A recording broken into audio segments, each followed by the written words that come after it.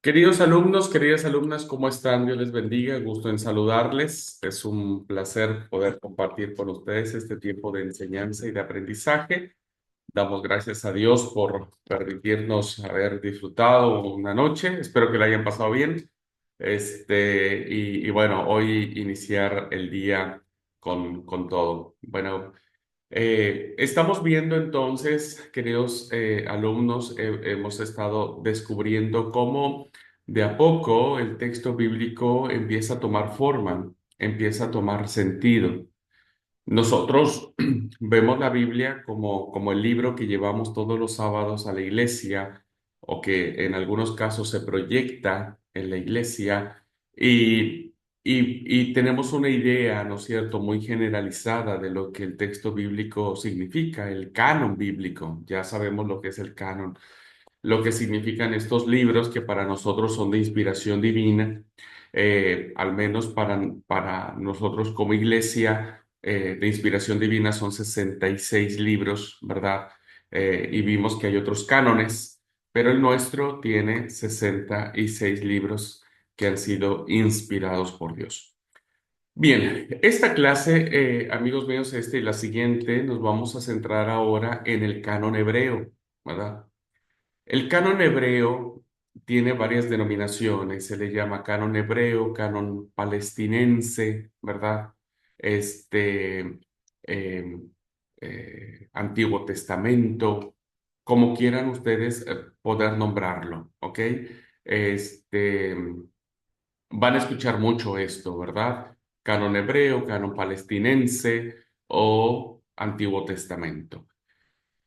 Bien, este conjunto de libros, que es el que mayor tiempo pasó para su composición, evidentemente nos representa un gran desafío para poder entender las distintas etapas. Vamos a hablar de muchos años, ¿verdad? Por lo pronto, 1200 años de composición y voy a tratar de resumir 1200 años en una hora y media. Espero lograrlo. Pero es muy importante, ¿verdad?, que ustedes aprendan de memoria lo que vamos a ver en esta clase.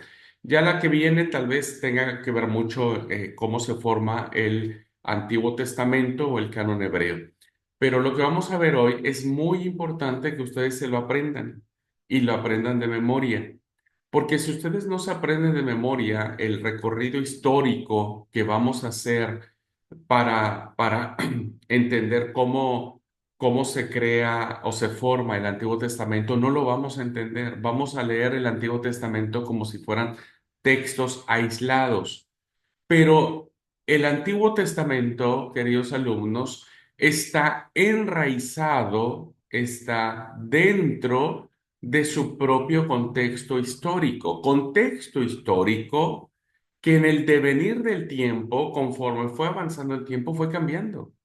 Nosotros no somos iguales, ¿no? Nuestros abuelos que nacieron en 1800, perdón, 1900, vivieron otra realidad muy distinta. Históricamente hablando, vivieron otra realidad distinta. Ahora nosotros vivimos otra. Lo mismo sucedió en los tiempos bíblicos, ¿ok? Así que bueno, les pido que por favor ustedes pongan mucha atención, se graben estos momentos, porque entonces a partir de estos momentos ustedes van a poder identificar más o menos el periodo en que se forma el texto bíblico, ¿verdad? Porque el texto bíblico, el Antiguo Testamento, insisto, vamos a referirnos hoy solo al Antiguo Testamento, no se forma de la noche a la mañana. Tiene su propio proceso de elaboración. Voy a compartir la pantalla para guiarnos en la presentación.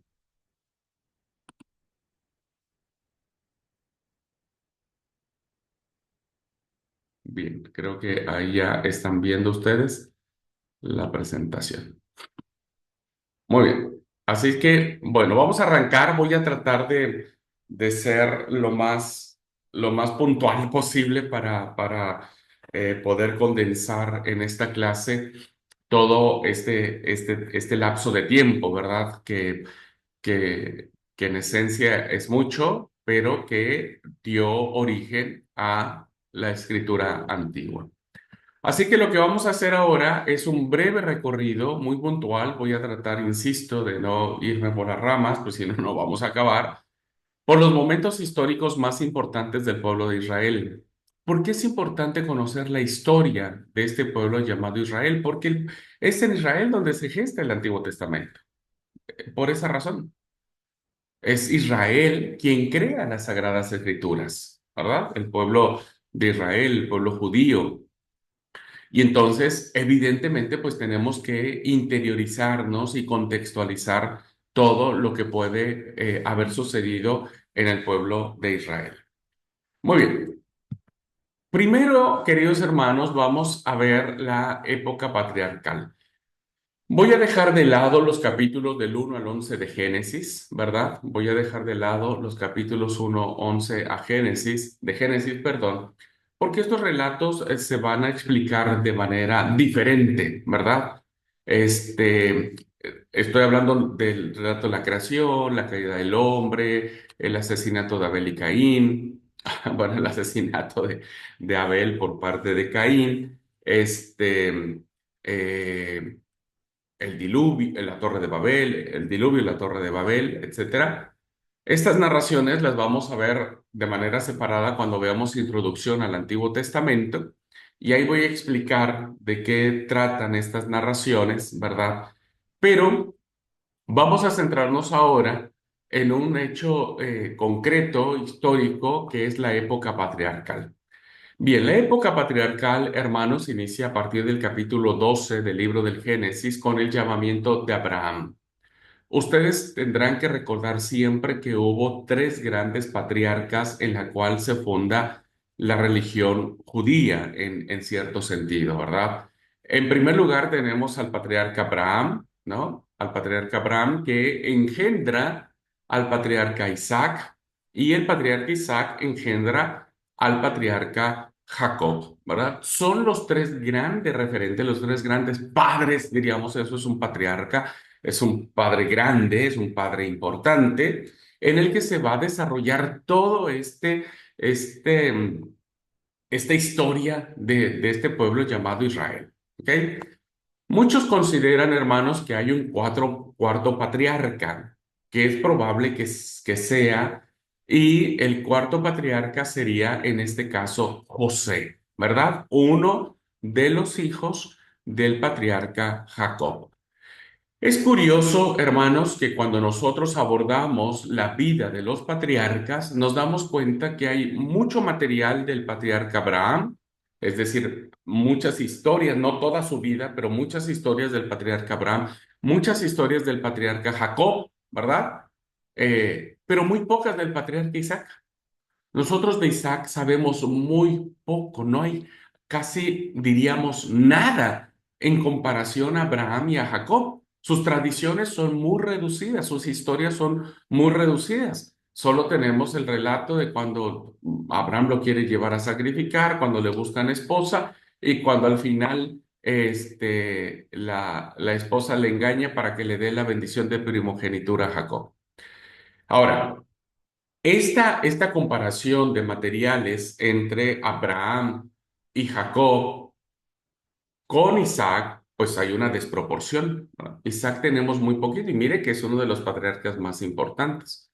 Ahora, si ponemos en comparación al patriarca Isaac y a José, pues vemos que hay un montón de tradiciones de historias de José. Conocemos mucho más de José, ¿verdad? Que del patriarca Isaac. Del patriarca Isaac son creo que tres capítulos, dos capítulos que tenemos, y del patriarca José son 12 capítulos más o menos que tenemos de sus historias, ¿no? Y que todos nos sabemos más las historias de José que de las historias de Isaac. Bueno, la época patriarcal, hermanos, estará marcado por el inicio de una fe que en ese momento se estará dirigiendo hacia el Dios de Abraham, Dios de Isaac y Dios de Jacob. ¿Ok? Y estamos en la época patriarcal. Tenemos las historias de Abraham, su esposa, el sacrificio de Isaac, etcétera. Jacob con sus historias de mentiras, de engaños, una familia destrozada, el hermano quiere matar al otro hermano, no, etcétera. Bueno, es la época patriarcal. Después de eso, hermanos, estaremos viendo lo que es la época de la subida a Egipto. Este hecho, hermanos, marcará un momento muy interesante porque el relato de cómo Jacob con sus hijos, ya José estando en el trono en Egipto, cómo es que Jacob con sus hijos suben a Egipto a encontrarse con José, a establecerse en las tierras de Egipto. Y este choque, hermanos, no diría mucho que, perdón, esta mixtura o esta unión, ¿verdad? De, de, del patriarca Jacob con sus hijos, con la cultura egipcia, marcó muchísimo el pensamiento del pueblo de Israel. La subida a Egipto, hermanos, va a ser fundamental porque Egipto tendrá un papel preponderante en la mentalidad del pueblo, la teología del pueblo, porque evidentemente al principio, pues Israel estaba súper bien, mientras José vivió súper bien, todo era felicidad, alegría y demás, pero después la situación se complica. Y entonces tenemos un silencio en el texto sagrado, hermanos, de por lo menos 4 siglos, 400 años o 430 años en donde no sabemos nada. No tenemos un solo indicio de qué sucedió durante ese tiempo con el pueblo de Israel. Solamente sabemos que estuvo cautivo. Es lo único que sabemos. Pero no seguimos, no se vio cómo se desarrolla su concepto de identidad religiosa, su teología. Podemos ver algunos indicios cuando Dios le dice a Moisés, mi pueblo clama, ha clamado hacia mí. Es decir, parece ser que durante estos 400 años el pueblo no deja de creer en Dios, ¿verdad? En el Dios de sus padres, en el Dios de Abraham, de Isaac y de Jacob. Pero acá tenemos 400 años que no sabemos qué pasó, ¿no? Y el texto bíblico guarda silencio. El texto bíblico solo nos reduce diciendo, y se levantó otro faraón que no conocía a José y sojuzgó a los israelitas y los esclavizó durante 400 años. Es lo único que sabemos, ¿no?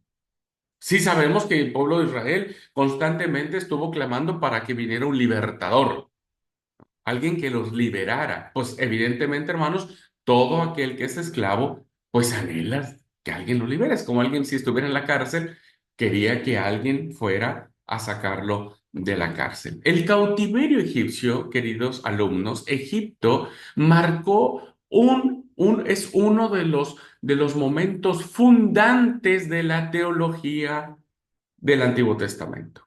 ¿Ok?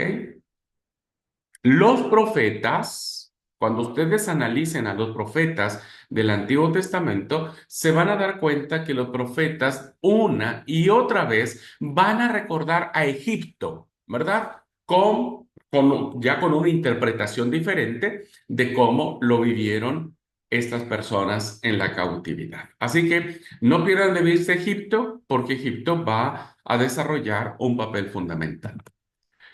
Bueno, luego viene la figura de Moisés, ¿verdad? Una figura importantísima para el pueblo judío. Moisés se convierte en el prototipo, ¿no? Durante mucho tiempo, hasta incluso en el tiempo de Jesús, pues se hablaba sobre la ley de Moisés, no sobre la ley de Yahvé o de Jehová, era la ley de Moisés, ¿verdad? Es decir, Moisés empieza con una figura y tenemos las tradiciones de cómo nace, cómo se cría, el asesinato que tiene, cómo se va escapa y huye a las tierras de su suegro Jetro, se casa con su hija de Jetro, llamado en el Sinaí, la zarza arde pero no se quema, etcétera. ¿Ah? Tenemos todo esto.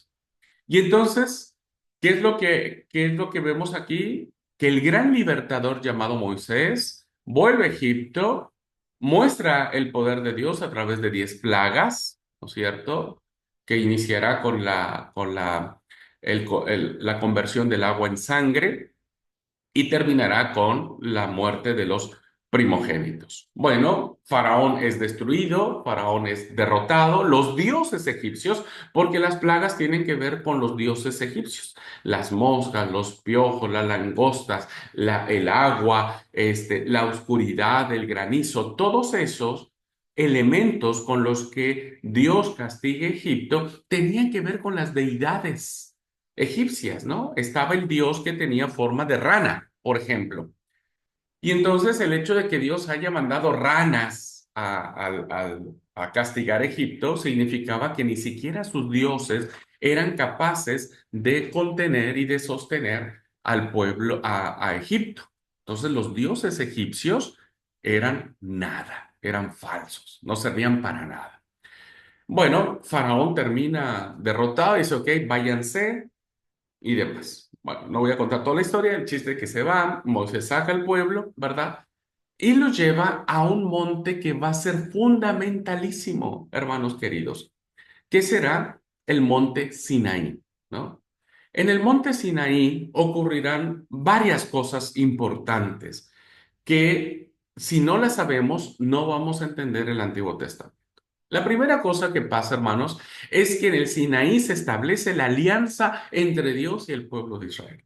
Ahí comienza la alianza.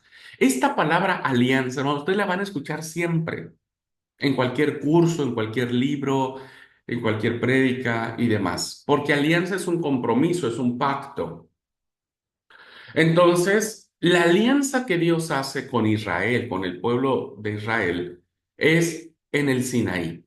¿Cómo se da este pacto? ¿Cómo se da esta alianza? Dios le manda a decir a Abraham y le dice a Abraham, perdón, a Moisés, Dios le dice a Moisés, anda y pregúntale al pueblo, ¿verdad? Si ellos quieren ser mi pueblo, porque yo quiero ser su Dios, pero preguntarle a ellos, ¿no? Si están de acuerdo.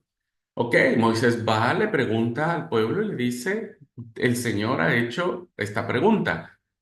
¿Quieren ustedes ser el pueblo de Dios? Y el pueblo responde, nosotros haremos todo lo que Jehová nos mandare. Es decir, estamos dispuestos a ser su pueblo. Ahí se sella la alianza. Ahí empieza entonces toda una teofanía, que ya les expliqué que es una teofanía, donde hay la presencia de Yahvé en la montaña tiembla, humea, hay rayos, hay relámpagos, la tierra tiembla, se estremece y un despliegue de poder, ¿verdad? Para que se dé lo segundo.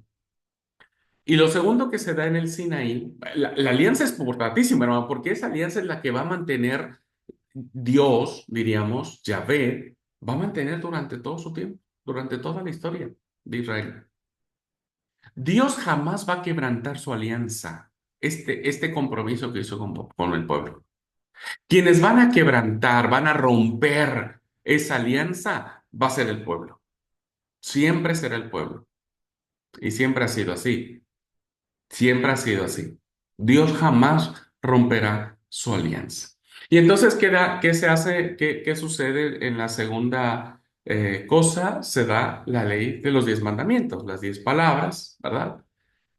Que nosotros conocemos hoy. Y nosotros le llamamos la ley moral, ¿verdad? La ley moral de Dios, que es importantísima para nosotros igual. Y es importante que al menos de memoria nos aprendamos los 10 mandamientos. Tercer cosa que sucede en ese momento es el código de la alianza. Este va a ser fundamentalísimo, hermanos. Para poder entender el código de la alianza, perdón, para poder entender los libros de Levítico, de Números, Deuteronomio, Josué, Jueces, Samuel, etcétera, tenemos que entender el código de la alianza que se da en este momento en el Sinaí. Porque si no lo entendemos, entonces, por eso es que nos aburre y no le entendemos mucho cuando leemos estos libros. El código de la alianza serán las normas éticas de convivencia y de desarrollo social y comunitario, cultural, es decir, del culto que el pueblo tiene que desarrollar ahora que es libre. Viene de ser esclavo 400 y largos años. Entonces el pueblo no sabe vivir libre. Entonces Dios le da un código, el código de la alianza, el código, las leyes que van a regular sus relaciones interpersonales. ¿Ok? Y este código de la alianza va a marcar todas las etapas de la historia de Israel, porque con base al código de la alianza, ellos se van a comportar. Ujú. Bueno, tenemos el otro tema de que, bueno, hay ahí la apostasía. No pasa mucho cuando el pueblo termina pecando, idolatrando a un becerro de oro, etcétera. Moisés rompe las tablas y hay un asesinato, ¿verdad? No asesinato, hay una matanza de parte de los que se mantuvieron fieles a Dios contra aquellos que hicieron el becerro de oro. Bien, saliendo de ahí entonces, hermanos, el pueblo es castigado, ¿verdad? El pueblo no puede entender. Bien, fíjense, lo voy a poner en estos términos porque me parece que la analogía vale, ¿no? Hagan de cuenta que alguien se casa hoy, por ejemplo, ¿verdad?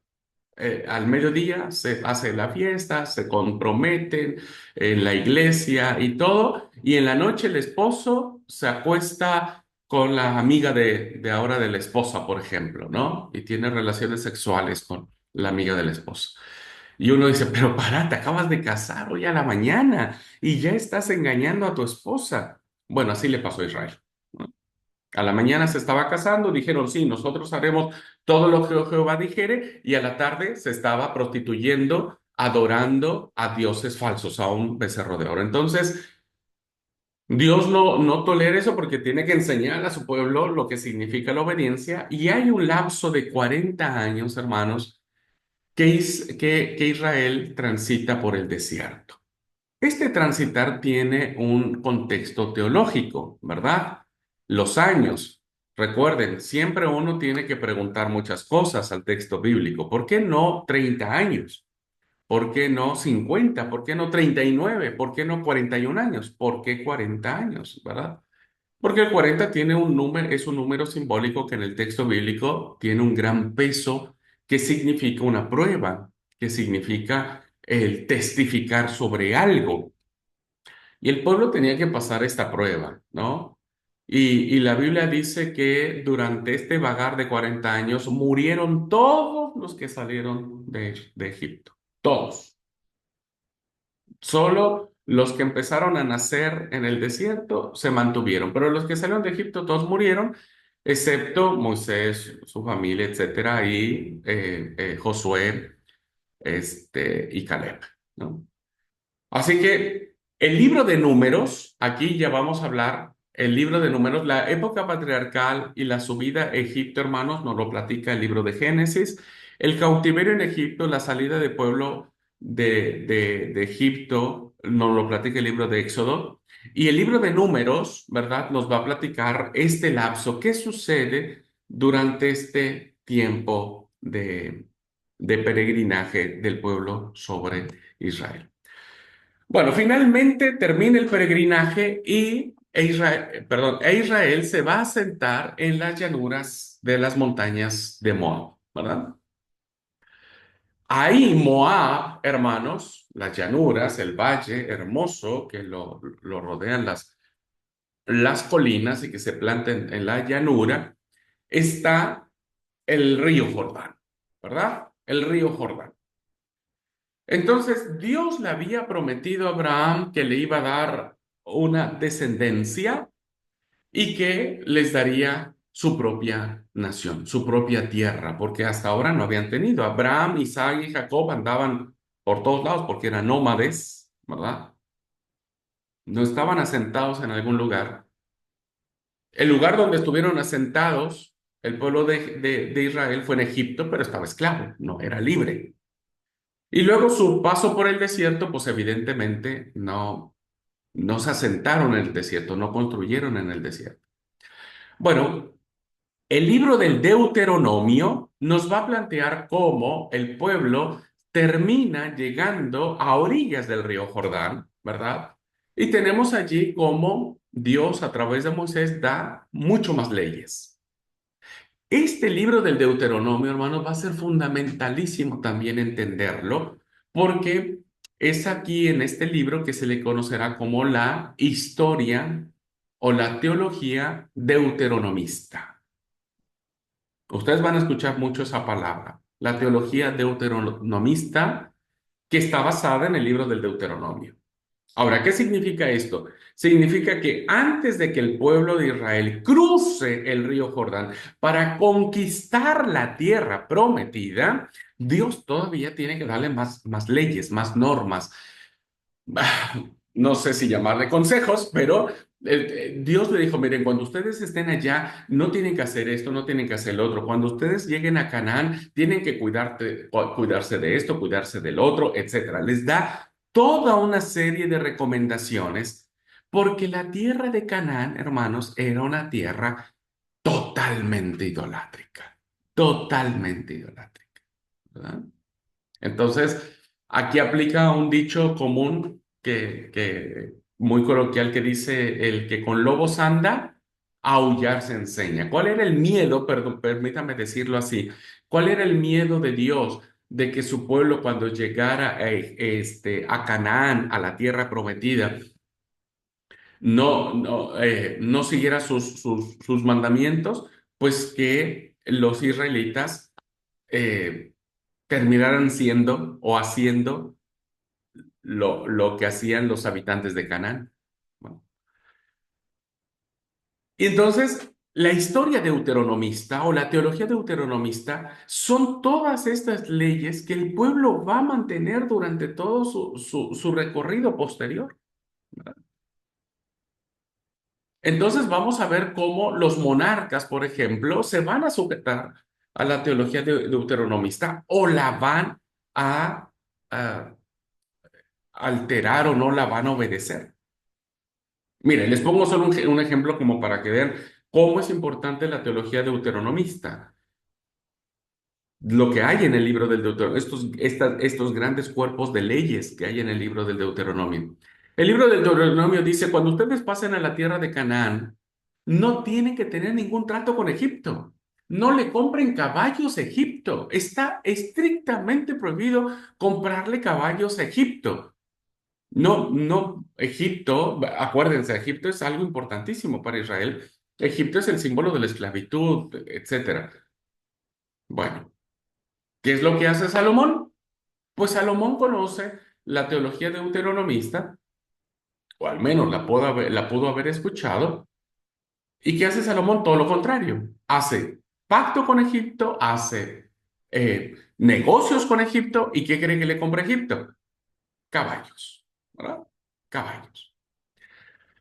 Entonces, vemos claramente cómo esta teología deuteronomista va a permear la vida del pueblo cuando tome la tierra prometida.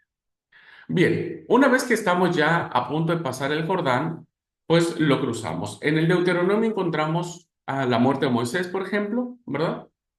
Y eh, las bendiciones y el cántico que hace Moisés antes de su muerte, porque él no posee la tierra prometida. Bien, luego venimos en el libro de Josué. Josué toma el mando, Josué ahora es el líder natural, diríamos, cruza el Jordán, el pueblo, y empiezan las historias de conquista, ¿verdad? Josué es un libro militar, es un libro que nos va a reflejar muchas historias de destrucción, de muerte, de atravesar con espada niños, hombres, ancianos, mujeres, etcétera, ¿no? Tomar el botín de las ciudades. Cuando nosotros nos imaginamos primero a Canaán, pensamos que es una tierra hermosa, preciosa, porque según los libros de la promesa decían que Canaán es una tierra donde fluye leche y miel. Entonces siempre nos imaginamos un paraíso. La verdad que Canaán es un lugar muy fértil, está dentro de la cuenca de lo que es la Media Luna del antiguo Medio Oriente, que es una región muy fértil, ¿verdad? Muy fértil, pero evidentemente era un territorio, este, pues habitado ya mucho tiempo atrás por los cananitas, ¿no? Por los cananitas. Entonces los cananitas habían hecho ciudades por todos lados, tenían su forma de vida, tenían sus propios dioses y uno de ellos, el más importante, era Baal, ¿no? Baal. Bueno, cuando cruzan el Jordán empieza toda esa historia de conquistas. Si uno lee el libro de Josué, queridos alumnos, nos vamos a topar de que hay mucha sangre, ¿verdad? Muchas muertes, hay infinidad de cadáveres tendidos, hay números que nos plantean el libro de Jueces, 600,000 muertos, por ejemplo, y uno se pregunta, ¿quién contó a los muertos como para saber que fueron 600,000, 500,000? ¿Ah? Bueno, eso ya ustedes lo van a ver cuando vean los libros históricos. Entonces, empieza la conquista de Canaán. Y una vez que empieza el pueblo de Israel a pelear y a conquistar las ciudades, la más famosa de estas conquistas es la de Jericó, ¿verdad? Todos conocemos la historia de Jericó. Y vemos que cuando caen los muros, pues hay una matanza muy fuerte, ¿verdad? Ahí la única que se salva fue Rahab, o Rahab, como se diga, pero los demás fueron muertos. Bien, en la historia deuteronomista nos dice que Dios le dijo, cuando ustedes pasen del otro lado, no dejen a nadie con vida, diríamos, ningún pueblo, ninguna ciudad, arrasen con todo, terminen con todo y demás. ¿Qué es lo que hace Israel cuando pasa a Canaán? Pues hace lo contrario, no termina con todas las ciudades. Entonces algunas ciudades los israelitas dijeron, no, pará, no, esto vamos a dejar ahí, dejémoslo, no lo molestemos, no los matemos. Entonces dejaron, ¿verdad? Dejaron muchas ciudades cananitas en pie y demás. Ese fue un gran problema, ¿verdad? Porque el miedo que tenía Dios se convierte en realidad. Israel, al haber dejado pueblos cananeos, pues la influencia religiosa de los cananitas termina convirtiendo a Israel. O sea, Israel se convierte en adoradores de Baal. Pero antes de que eso suceda, se empieza a repartir la tierra. La tierra se reparte y dicen, ok, bueno, la Biblia, algunas tradiciones dicen que fue por suerte y otras por elección, ¿verdad? Son tradiciones que se contraponen en el texto bíblico. Ya hablé un poquito de eso en la clase pasada. Entonces, algunas tradiciones dijeron, bueno, echemos suerte y al que le toque la suerte, le toque el espacio. Y en otras tradiciones dice, bueno, cada tribu, ¿verdad? Porque ya en ese momento había las tribus, que serían las 12 tribus de Israel, los hijos de Jacob. Este, ah, bueno, ¿por qué le llamamos 12 tribus de Israel? Porque Jacob, cuando tiene el encuentro con Dios, Dios le cambia el nombre y le dice, no te llamarás más Jacob, te llamarás Israel. Entonces, a partir de ahí se le dicen las tribus de Israel, ¿verdad? Y son 12 tribus. Aquí hay una desventaja, o no sé si desventaja o una omisión que hace el autor bíblico, porque Jacob no solo tuvo 12 hijos, tuvo 13 hijos, 12 hombres o 12 varones y una mujer. Solo que la historia de la mujer está manchada por, por una por un acto que pues no es muy lindo, ¿no es cierto? Y termina siendo olvidada. No sabemos mucho de la hija de Jacob, pero que sí existe una mujer, ¿no? O sea, para que no digamos que solamente fueron hombres y el texto bíblico o el pensamiento de Dios no es machista. Hay una mujer entre medio, ¿no? Bueno, no la hemos valorado mucho a ella. Bueno. Bien, finalmente se reparten las tierras. Entonces, Zabulón se va para un lado, Neftalí se va para el otro, Judá se va para otro lado, para el sur, Benjamín también se va para el sur, Manasés, Efraín, cada uno, después les mostraré un mapa para que ustedes vean dónde se asentaron cada tribu. Así que bueno, ese espacio de tierra que hoy nosotros le llamamos Palestina o Israel fue ocupado por las 12 tribus. A algunos les tocó extensiones muy grandes, a algunos les tocó extensiones más pequeñas, algunos se quedaron antes del Jordán, ¿verdad? Dos tribus se quedaron antes del Jordán. En fin, el chiste que terminan ocupando la tierra prometida y empiezan a consolidarse las 12 tribus de Israel. Bueno, esto lo vemos en el libro de los jueces. Entonces, ya una vez que se asienten, ok, este es nuestro terreno, buenísimo, dijo Zabulón, ¿verdad? Su familia, toda su descendencia de Zabulón, dijo, bueno, este es nuestro territorio, perfecto. Bueno, ahora juntémonos, la tribu de Zabulón, y pongámonos de acuerdo. ¿Qué vamos a hacer? Ah, mira, vamos a sembrar la tierra, ok. O vamos a hacer tal trabajo, ok.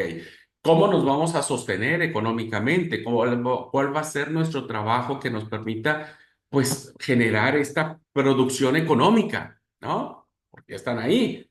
Dios ya no les manda más maná del cielo para alimentarlos. Ahora tienen que trabajar, tienen que laborar para obtener su trabajo. Así que cada tribu se empieza a organizar, se empieza a organizar. Están en el mismo territorio, pero cada uno empieza a tomar sus decisiones. Y dice, bueno, a ver, para nosotros la tribu de Isaacar, esto es lo correcto, esto vamos a hacer y esto no vamos a hacer. Bueno, y fue así como cada tribu empieza como a consolidarse, como decir, a ver, yo soy la tribu de Isaacar, yo soy la tribu de Dan, ¿no? Los danitas, yo soy la tribu de Benjamín, los benjaminitas, yo soy la tribu de Judá, los judaítas, etcétera, etcétera. Empiezan a tomar su propia identidad. De eso nos habla el libro de Josué. Ahora, ¿cuál es el problema, verdad? Surge la época de los jueces. ¿Qué es lo que sucede? Bueno, sucede que cada tribu, como dijo, ¿sabe qué? Cada uno se rasque con sus propias uñas, perdónenme la expresión tan coloquial. Entonces, eh, había enemigos alrededor de ellos. Imagínense, los pueblos que rodeaban a Israel veían a Israel como intrusos, como diciendo, ¿y estos tipos qué onda, no? ¿Qué hacen aquí? Estos no tendrían que estar aquí. ¿Quién los invitó? Etcétera, etcétera. Y entonces había muchos pueblos que estaban pues acechando a Israel, ¿verdad? Entre ellos, los más fieros, los más peligrosos, diríamos, eran los filisteos, ¿no?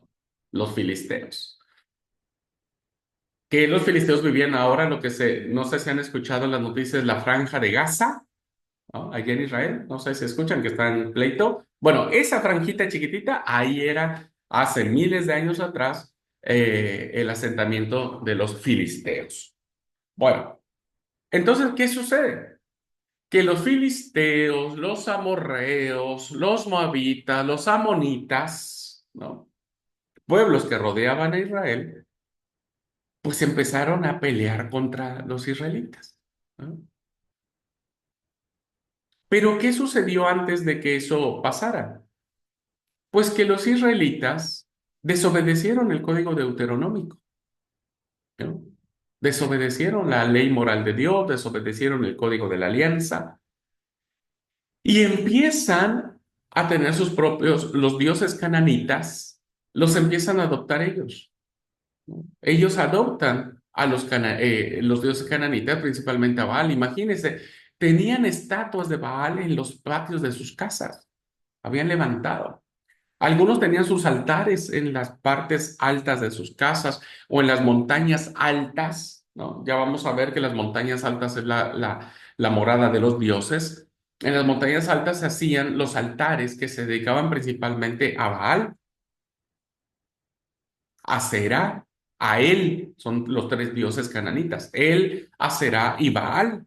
Baal es el más importante. Entonces, los israelitas le empiezan a rendir culto, porque ya después les voy a explicar qué significaba Baal y por qué los israelitas terminan adorando también a Baal. Por un lado adoraban a Baal, ¿verdad? Y por el otro lado adoraban a Yahvé. Entonces había una idolatría terrible. Entonces, ¿qué es lo que dice el libro de los jueces? Pues que Dios permitía que estas ciudades o estos pueblos enemigos de Israel los atacaran. Pero como cada uno se valía, pues evidentemente un pueblo atacaba a una tribu o a dos tribus que en aquel momento dos tribus dijeron, ¿sabe qué? Vamos a juntarnos, vamos a estar más juntos, vamos a ver qué podemos tener en común. Entonces hacían como cierta alianza, dos, tres tribus. Y entonces los filisteos, los amorreos, etcétera, iban y los atacaban. Y terminaban con su cosecha, se robaban lo que lo que sembraban los israelitas, etcétera, etcétera, ¿no? Y entonces, ¿qué es lo que sucede? Que Israel clama a Dios y le dice, Dios, por favor, ayúdanos, ayúdanos, ayúdanos, mira, y lloraba, ¿no? Ya nos vamos a portar bien, ya vamos a dejar de adorar a dioses falsos y a Baal y etcétera, etcétera. Bueno, Dios tenía misericordia, como siempre, porque Dios nunca rompió su pacto, jamás lo ha roto, jamás. Quien lo ha roto es el hombre. Y Dios dijo, está bien. Y entonces levantaba a un hombre o a una mujer, ¿verdad? Con ciertos poderes sobrenaturales, lo voy a poner entre comillas, ¿no? Con ciertas carismas o habilidades para que liberaran a las tribus del ataque de los enemigos, ¿no? Entonces se levanta la época de los jueces, jueces que venía el espíritu de Yahvé, se posesionaba con ellos y entonces ellos realizaban cosas grandiosas. Sus habilidades eran muy, muy fuertes para la guerra. Por ejemplo, Ahod era muy bueno con la mano izquierda y termina enterrándole el cuchillo y dice la Biblia que le enterró porque el rey Eglón era gordo, gordo, gordo, gordo, gordo, gordo, gordo, gordo. Y dice la palabra que no les voy a contar toda la historia, pero bueno, algún día léanla. Ahod, el juez de Dios, ¿no? El hombre que Dios levanta para liberar al pueblo, termina, dice la palabra, le enterró el cuchillo con la mano izquierda y le atravesó todas las entrañas y se destripó, diríamos, incluso hasta se hizo del baño, defecó el rey Eglón, porque imagínense, le atravesó todo, dice que hasta la mano le entró, ¿no? Hasta dentro la mano de Ahod le entró. Y fue como Dios libera a su pueblo o a las tribus de la invasión de estos pueblos, ¿no? El juez más famoso, que creo que es el que más conocemos todos nosotros, es Sansón, ¿no? Que porque lo que decía, entre comillas, tenía como poderes sobrenaturales, porque todos sabemos que su fuerza estaba en su cabello, etcétera, y tiene una fuerza descomunal, y bueno, todos queríamos ser Sansón hasta que le tocó Dalila, y ahí terminó. Pero entonces, en esta época de los jueces hermanos, cada quien hacía lo que quería, cada quien, hermanos. Era un Era un descontrol como ustedes no tienen ni idea. Adoraban. Fíjense lo que pasaba. El pueblo era atacado por los paganos. Israel clamaba y decía, Dios, perdónanos, perdónanos, por favor, que no sé qué, ya no vamos a adorar a ningún Dios, ¿ok? Dios le manda al juez, ¿verdad? Los libera. Ay, el pueblo respira y tiene paz. 20 años, 10 años, 40 años, tienen tranquilidad, nadie los ataca, pero ¿qué creen? Vuelven otra vez. El círculo vicioso, ¿no? Vuelven a tener idolatría con Dios. Es una época oscura, es la época más oscura de la historia de Israel y la época más difícil. Porque el libro de jueces, hermanos, va a terminar con dos apéndices. No voy a decir el primero, solo el segundo. El libro de jueces va a terminar con un apéndice que nos va a dar pie a saber por qué surge la monarquía, por qué surgen los reyes. Porque resulta que un día, rápido cuento la historia, un hombre que era un levita, tenía a su mujer, fue a visitar a sus suegros, de regreso no le permitía, no le daba el tiempo llegar hasta su casa, se queda en en una casa, ¿no es cierto?, muy cerca a la tribu de Benjamín. Los benjaminitas se enteran que hay una mujer en esa casa, que es la mujer de Levita, la toman por la fuerza, ¿no es cierto?, la violan de la tarde hasta la noche, hay una violación tumultuaria, ¿verdad?, que evidentemente la dejan agonizando. Bueno, después de usarla, de ultrajarla sexualmente, la dejan a la puerta de Levita. Levita ve que su mujer ha muerto a causa de, pues, de esta salvajada que hicieron los benjaminitas, y lo que hace es descuartizar a su mujer, ¿verdad? Toma un machete, un cuchillo y la corta en 12 pedazos, y cada pedazo le envía a cada tribu. Cuando las tribus restantes ven el pedazo, se horrorizan, ¿verdad?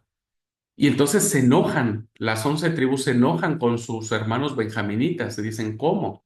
Y hay una guerra entre ellos, se le llama la guerra civil, ¿verdad? Una guerra civil es cuando nos peleamos entre, si los argentinos hubiera una guerra aquí entre nosotros, se le llama guerra civil, ¿verdad? Nos peleamos entre nosotros.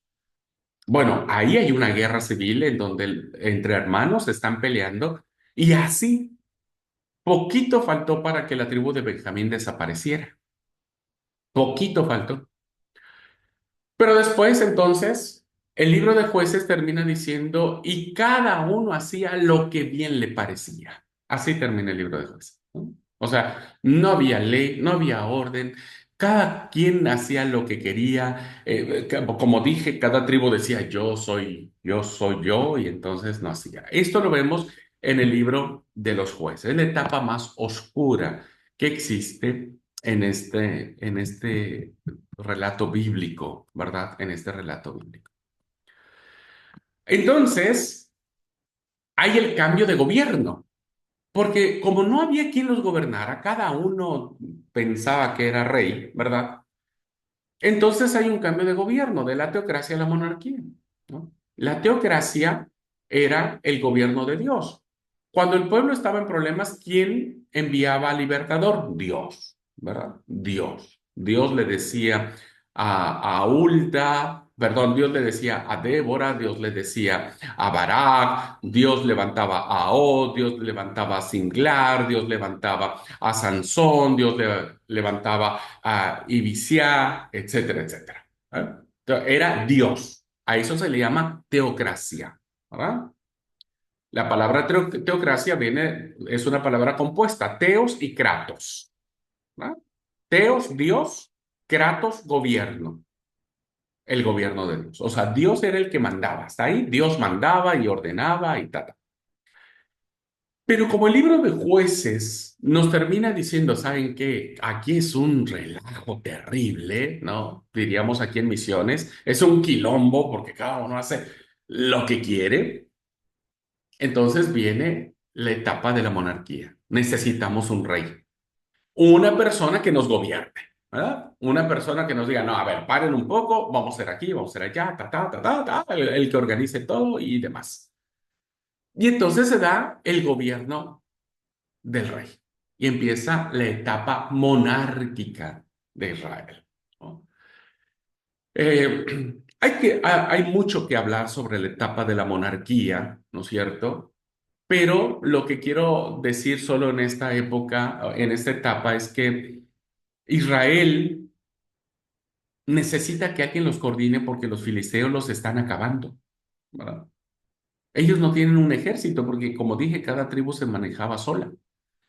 Entonces no tienen un ejército que enfrente a los filisteos. Ya los filisteos para esta etapa, casi fueron 200 años de la etapa de los jueces, ¿eh? Eh, los filisteos ya se habían vuelto una amenaza, eran terribles los filisteos. Entonces necesitaban a alguien, ¿no? Que organizara un ejército y demás, que los defendiera. Y la otra razón que movió a Israel para tener un monarca era porque los demás pueblos, ¿verdad? Los demás pueblos tenían sus reyes, ¿no? Entonces Israel dijo, a ver, ¿y por qué nosotros no podemos tener nuestro rey? Así que se instala la monarquía. Y en esta etapa, hermanos, primero tenemos que el reino está unido. Como todos estaban divididos en ese momento, dijeron, ok, vamos a aceptar a una persona que nos gobierne. Entonces ahí como que el pueblo se unió, ¿no? A eso se le llama Reino Unido. Y el primer gran rey que tenemos es el rey Saúl, ¿verdad? No voy a hablar mucho sobre él porque tiene una historia hermosa, aun cuando las tradiciones bíblicas han manchado la historia de Saúl, ¿verdad? Porque ¿cómo recordamos a Saúl? Como el tipo que terminó mal, ¿no? Que desobedeció a Dios, que no esperó al sacerdote Samuel, que termina consultando a la divina de Endor, ¿no? Etcétera. Pero Saúl fue un personaje sumamente importante porque él es el que empieza a sentar las bases de la monarquía. Un tipo alto, rubio, hermoso, lindo por todos lados que se vea, ¿verdad? Es elegido por Dios para empezar a organizar, armar un ejército y empezar a atacar a los filisteos, defenderse. Evidentemente, Saúl no pudo con el paquete, ¿no? Insisto, o sea, pobre Saúl, no le pidamos mucho. Las tribus vienen de saber manejar los arados y las guadañas, pero no saben el manejo de las armas y demás. Entonces, Saúl termina consolidando un ejército, la monarquía, etcétera. Bueno, después Saúl es quitado, por lo que ya les dije, Dios lo quita del trono. Incluso hay dos tradiciones de cómo muere Saúl, ya le dije, la Biblia conserva a veces dos o hasta tres tradiciones distintas por la tradición oral que se juega. Vieron, la tradición oral es muy importante. Una tradición decía que Saúl murió este, eh, echándose él sobre su espada y se atravesó, o sea, él mismo se mató.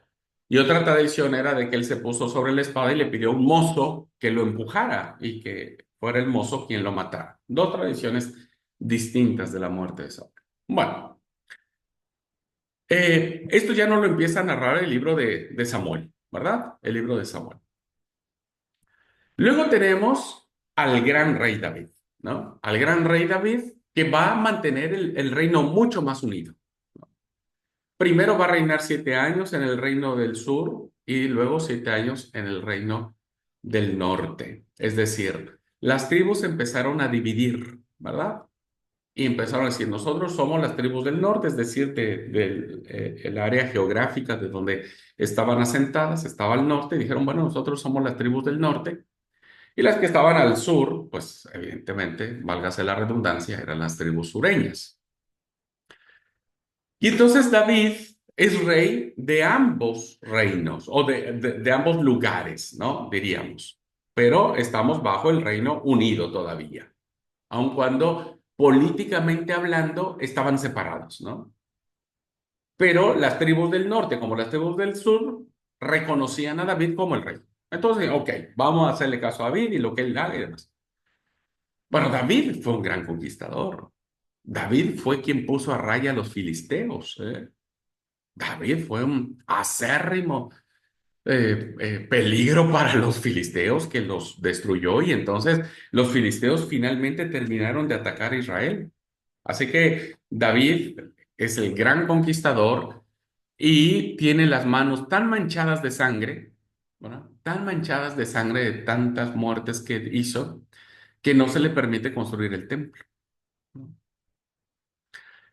Y lo que sucede aquí, hermanos queridos, algo muy importante es Jerusalén.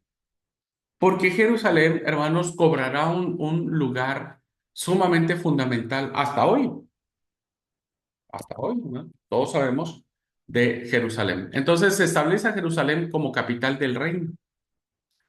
Pero David es muy sabio, muy estratega, bueno, no era ninguna persona lenta de pensamiento. Entonces dice, a ver, yo tengo que poner una capital del reino, de todos, o sea, tanto de los del norte como del sur. Ahora, si yo pongo la capital del reino en el sur, los del norte van a decir, hey, para un poco, ¿cómo vas a poner allí la capital? ¿Ah? Ustedes saben lo que es una capital, o sea, tiene todos los poderes reunidos allí, ¿no? Poder legislativo, ejecutivo, judicial. Ahora, si ponía David la capital del reino, Jerusalén, en el norte, pues igual los del sur van a decir, hey, para un poco, ¿por qué pones allá? ¿No? Siempre había como esta rivalidad entre las tribus. Entonces, David, siendo más inteligente, dijo, ok, tranqui, no nos vamos a pelear, no nos vamos a pelear, la voy a poner en medio. ¿Eh?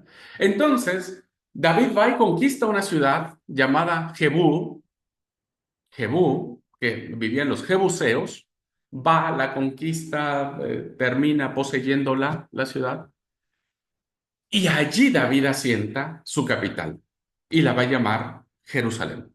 Ahora, la capital del reino, que es Jerusalén, está a la mitad, diríamos, está cerca, escuchen bien, la capital de Jerusalén estaba cerca de los límites de las tribus del norte, o sea, ahí hacia tipo frontera, diríamos, ¿verdad? Tipo frontera, pero la capital del reino, Jerusalén, estaba sentada en el reino del sur, en el territorio del reino del sur. ¿Ok? Pero estaba al norte. Entonces, por eso dije que estaba a la mitad. Aquí está el reino del norte, reino del sur. La capital está aquí en medio, pero la capital, Jerusalén, está dentro del territorio del sur. Este dato va a ser muy importante, ya les voy a explicar por qué. Bueno, David entonces se establece ahí, Jerusalén se va a convertir en el centro de todo, ¿no? Del templo, del culto, de los poderes, el Sanedrín. Será allí donde Jesús será asesinado.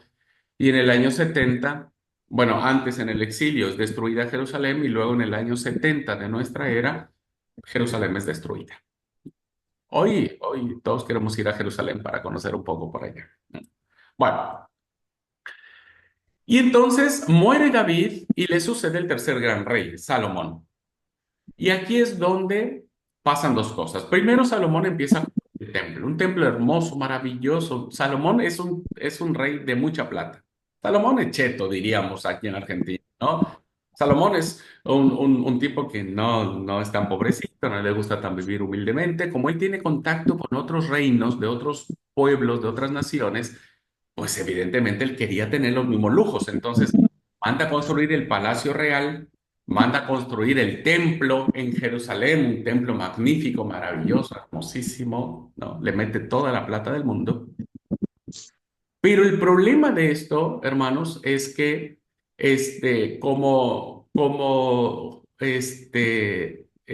Salomón quiere construir un templo muy bueno, muy lindo, muy cheto, muy todo, ¿no? Pues necesita plata. Y la pregunta era, ¿de dónde sacó la plata? Y del pueblo. Y sí, metámosle impuestos. Es lo mismo que hacen los gobiernos hoy en día, hermanos. En todos los pueblos hacen lo mismo. ¿De dónde sacan plata? Pues del pueblo. Les aumentan los impuestos, nos aumentan los impuestos y todos esos impuestos van para las casas de los millonarios, de los políticos y de todos ellos. Bueno. Y bueno, eso le pasa a Salomón y termina Salomón, ¿no es cierto? Oprimiendo al pueblo con impuestos. ¿Y qué es lo que sucede? ¿No? Que eh, a quien más le aprieta, diríamos, a quien más Salomón termina agobiando con muchos impuestos es a las tribus del norte. O sea, a las tribus del norte les fue re mal con Salomón, re mal, porque les puso impuestos de todos. A las tribus del norte llegó un momento de decir, che, ya no podemos más, ¿verdad? Con tanto impuesto. Porque no solamente era para construir el templo de Jerusalén, sino para pagarle la gran vida que tenía el rey Salomón, ¿no? Y sus mujeres y demás. O sea, había que tener plata para pagar al ejército, para pagar los lujos de la corte real, de todos los que trabajaban en el palacio real. O sea, había que recaudar mucha plata. Entonces, Salomón malamente empieza a generar tensión al reino del norte, a las tribus del norte, ¿no? A las tribus del sur les pone impuestos, pero no tanto. O sea, ahí como que dice, tranqui, usted, porque la capital, acuérdense, la capital del imperio estaba dentro del territorio del sur. ¿Mm? Y bueno, ¿qué es lo que sucede? Que el reino se divide. Listo, no hay más. Y se divide en dos. ¿No? Cuando muere Salomón, ¿no? Cuando muere Salomón, entonces es ocupado, perdón, no es ocupado, se hace la ruptura oficial del reino, las 12 tribus de Israel se rompen, se quiebran, y entonces empieza ya a hablarse sobre el reino del norte y se llamará Israel. A partir de este momento, todos los que vivan en el norte, que en realidad serían 10 tribus que estarán viviendo en el norte, se le llamarán israelitas. ¿Ok? Israelitas. Y tendrán por su capital la ciudad de Samaria. Aunque tuvieron otras capitales, ¿no? El reino del norte fue un problema. El reino del norte realmente fue un problema. Ah, en el reino del sur también, pero el reino del norte, que las 10 tribus del reino del norte fueron un problemón. Pero al final establecen su capital en Samaria y dicen, ok, los de abajo tienen, los del sur tienen su capital, nosotros también tenemos la nuestra y la nuestra va a ser en Samaria y nosotros también vamos a tener nuestro templo. Bueno, es interesantísimo todos estos fenómenos que se dan. Y entonces resulta que cuando muere Salomón, ¿verdad? Su hijo Roboam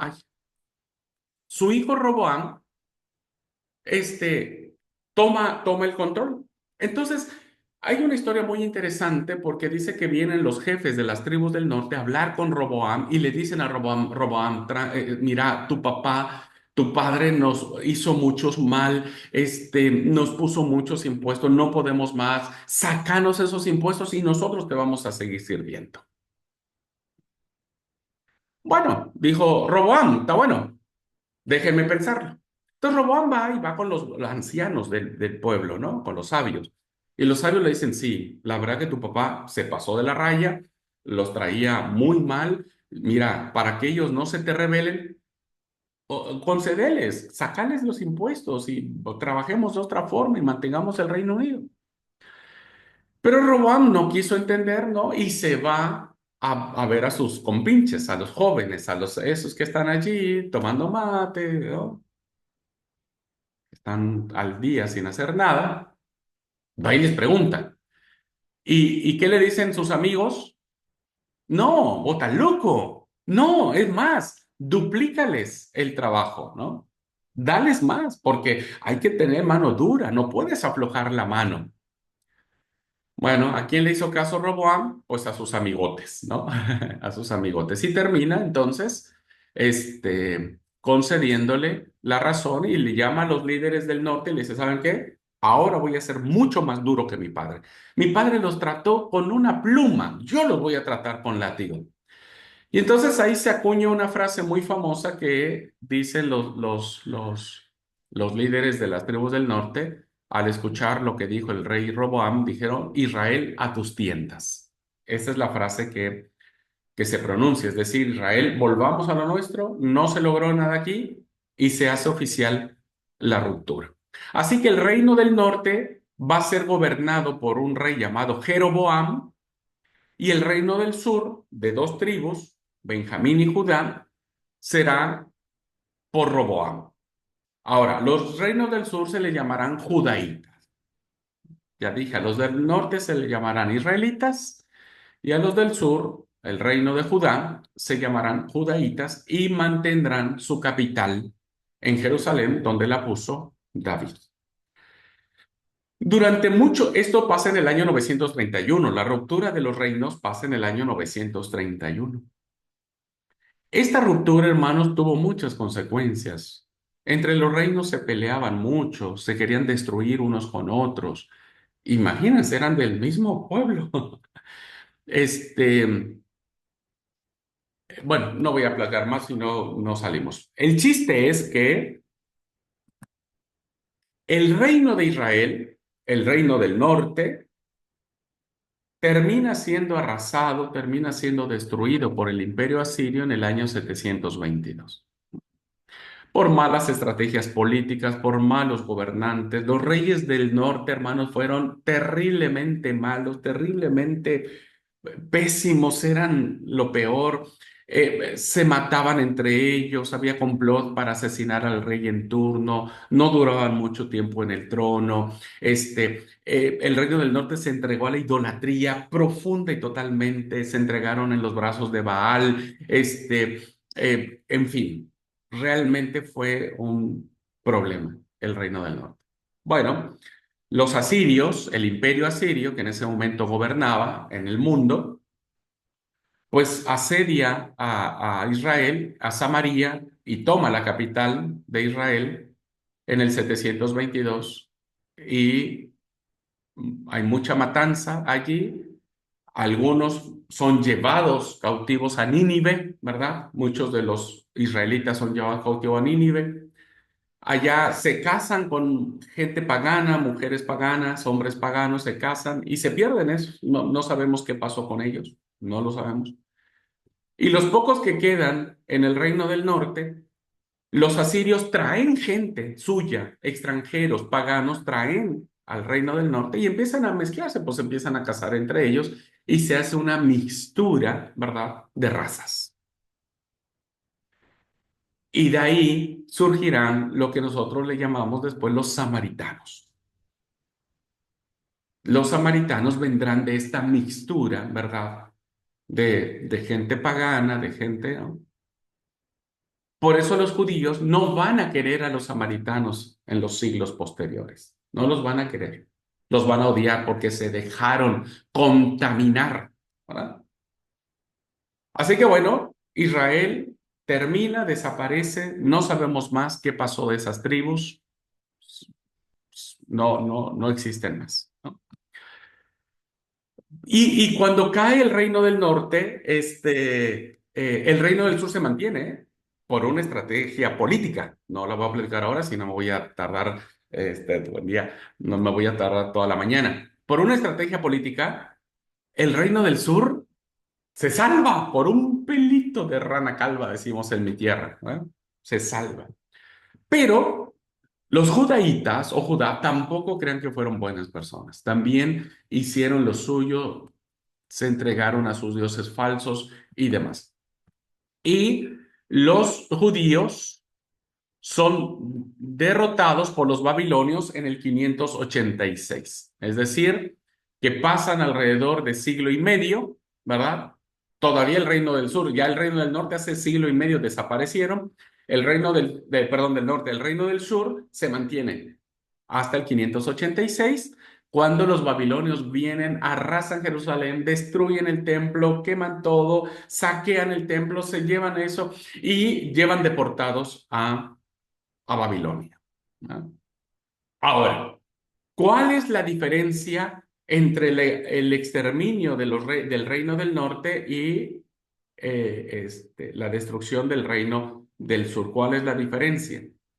Que el reino del sur, cuando los babilonios llevan cautivos a una parte del pueblo, el pueblo se mantiene unido, ¿verdad? No se mixtura, no se junta con los babilonios.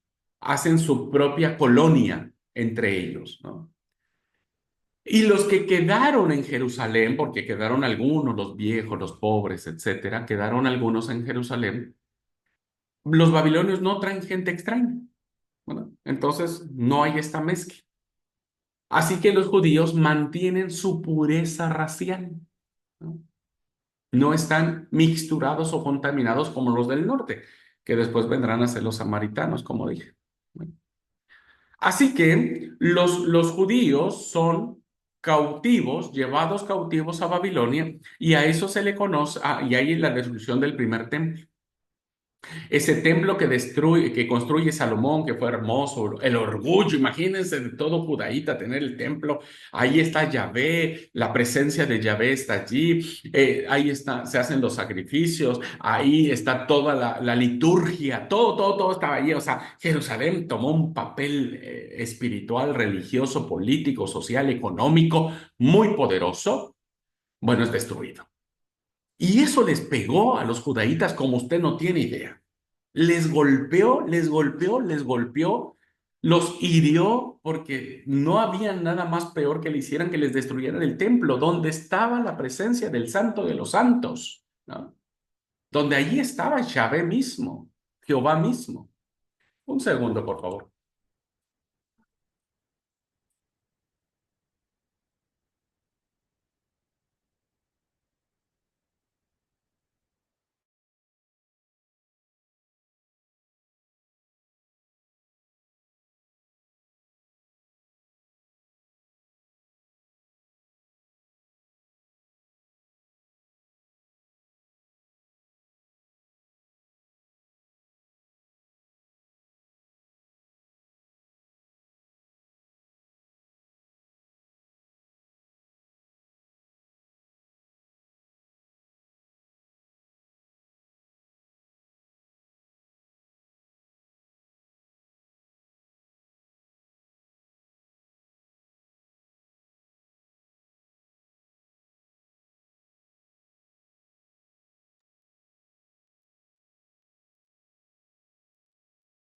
Bueno, perdón, hermanos. Y entonces, ¿qué es lo que sucede? Bueno, que el templo se destruye, ¿no? Este fue el segundo momento más importante para la teología, para el pensamiento judío. ¿Recuerdan que el primero les dije Egipto? Bueno, el segundo será el exilio babilónico o el destierro. Ustedes van a escuchar mucho, porque aquí, hermanos, es donde se produce mucha literatura bíblica. Los eruditos consideran que es aquí, hermanos, donde se escriben los relatos de la creación del Génesis, ¿verdad? En esta etapa. Y es aquí donde el sábado va a jugar un papel fundamentalísimo. ¿Por qué? Porque como ahora ya no tienen el templo donde adorar a Yahvé o a Jehová, el templo está destruido, ahí es donde ellos se juntaban para adorar al Señor. Y como ahora no está más, pues ahora lo que los une es el tiempo. ¿Y cuál es el tiempo sagrado? El sábado. El sábado recobrará un valor fundamental y por eso el sábado nosotros lo leemos en la creación. El sábado es creacional. Los judíos interpretan que el sábado, el tiempo sagrado de Dios, no les pertenece a ellos, sino es un tiempo mismo de la creación. Por eso el sábado lo encontramos en el primer relato de la creación, Génesis 1. El exilio babilónico, ¿verdad? Será algo que marque muchísimo al pueblo de Israel. Ya vamos a hablar sobre eso con mayor detenimiento, ¿ok? Y hasta aquí, hermanos, cuando se da el reino dividido, el reino del norte, el reino del sur, aquí están los profetas. Todos los profetas, Isaías, Jeremías, Amós, Abdías, Jonás, habrá profetas norteños, ¿no? Por ejemplo, Amós será un profeta que profetice en el reino del norte, un profeta norteño, y habrá otros profetas sureños como Jeremías, por ejemplo, ¿verdad? Jeremías, el profeta Jeremías, hablará sobre el reino del sur. Por eso, hermanos, si ustedes van a leer los libros proféticos y van a tener que leerlos, tienen que entender este contexto histórico para que entiendan los mensajes que dan los profetas. Si no, no vamos a entender absolutamente nada. Bueno, se van. Se van exiliados, un grupo de personas se van exiliados y otros quedan aquí. Hay tres grupos que se van cautivos, perdón, hay tres grupos que se dividen cuando los babilonios invaden Israel, Judá, perdón, el reino del sur. Los que quedan en Palestina, es decir, los babilonios dijeron, no, este no sirve. ¿Quiénes eran? Los campesinos, los pobres, los ancianos, los enfermos. Estos dejalos aquí, que terminen muriéndose aquí, ¿no? Fue un grupo importante los que quedan en Jerusalén. El segundo grupo fueron los que se marchan a Babilonia, los que los llevan cautivos, presos a Babilonia, y aquí tenemos la clase más fuerte, ¿no? Los sacerdotes, los guerreros, los sabios, ¿no? Los jóvenes, los vigorosos, todo aquello que pudiera contribuir al gobierno babilónico, bueno, está aquí. Y el tercero son los que huyen a Egipto Un tercer grupo, ya después les contaré la historia, un tercer grupo que huyen a Egipto, y entre ellos estará el profeta Jeremías. Un segundo, por favor.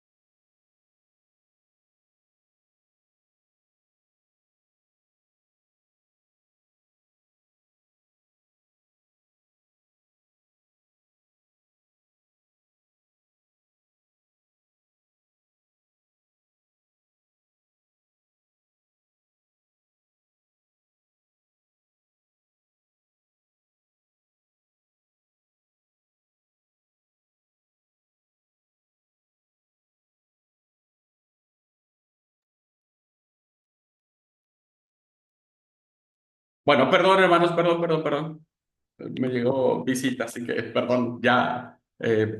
Rarudo, al fin ya estamos por terminar, así voy a continuar la grabación. Bueno, entonces quedamos de que hay estos tres, incluido el profeta Jeremías. Desafortunadamente, el profeta Jeremías termina exiliado y murió lejos de su patria. Luego, hermanos, vendrá la época persa, donde estará el edicto de Ciro, donde permite que los que fueron exiliados a Babilonia regresen a su tierra, ¿verdad? Y aquí va a haber un aspecto fundamental. No todos vuelven. Los que se fueron exiliados a Babilonia, no todos vuelven a Jerusalén. Algunos se quedan en Babilonia, ¿no? A eso se les conocerá judíos de la diáspora. Ya voy a hablar sobre eso, los judíos de la diáspora. Pero gracias al imperio persa, que destruye a los babilonios, les da libertad y regresa nuevamente los judíos a su tierra. Así que vuelve un grupo de judíos a Jerusalén para reconstruir el segundo templo. Aquí en esta etapa, hermanos, estaremos viendo al profeta Geo, al profeta Zacarías, al profeta Malaquías, al profeta Sofonías, ¿no? Que serán profetas de la restauración. A esta etapa, hermanos, cuando vuelve del exilio los judíos a Jerusalén, se le conoce como la etapa de la restauración. Vuelven a restaurar todo, ¿no? Tienen que volver a construir el templo que había sido destruido. Y tendremos personajes importantes como Zorobabel, Esdras, Nehemías, que serán los otros libros que nosotros estaremos leyendo para entender este tiempo.